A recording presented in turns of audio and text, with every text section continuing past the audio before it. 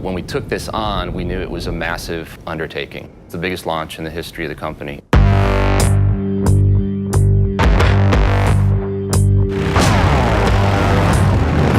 One of the primary ethoses that we follow is form follows function, but both report to emotion. You have to really look at every element of the motorcycle and execute it in a way that speaks to our ethos, which is authenticity, 115 years now of legacy.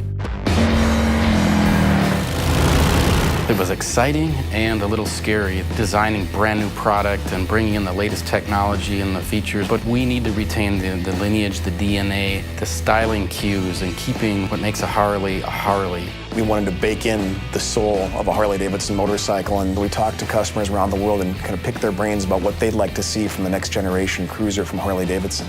They want tradition, but they also want technology. They wanted to experience the best of both worlds, and that's what these motorcycles deliver. So there's 8 models in the lineup. Each model has a defined personality, if you will. It's about fit and it's about attitude, and they each have their own unique feel, and it will be different for each customer. They'll find the bike that they'll fall in love with. These are game-changing motorcycles. Everything about these motorcycles is an improvement over what our current bikes are. People's minds are blown.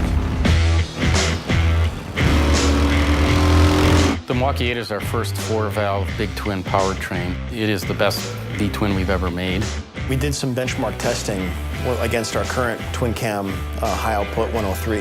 That Milwaukee-Eight rider is going to be 3 bike lengths ahead of the twin-cam rider from 0 to 60. From 60 to 80, you gain another bike length. It's a substantial difference in terms of acceleration and power. So let's talk about the Softail frame. Our very first motorcycles were rigid, so the rear wheel was actually rigidly mounted to the frame. They had a really beautiful aesthetic. There's a line that goes from the front of the motorcycle all the way to the rear axle. With the Softail, we're trying to emulate that whole aesthetic. We're trying to make the motorcycle look like it's a rigid, but it actually does function amazingly well because there is suspension that's tucked under there now.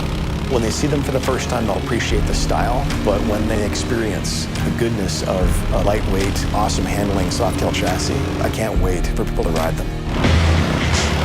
One of the things we've achieved, I think, is a perfect balance of the best of Softails and the best of Dynas. That classic hardtail look, that hidden suspension, right?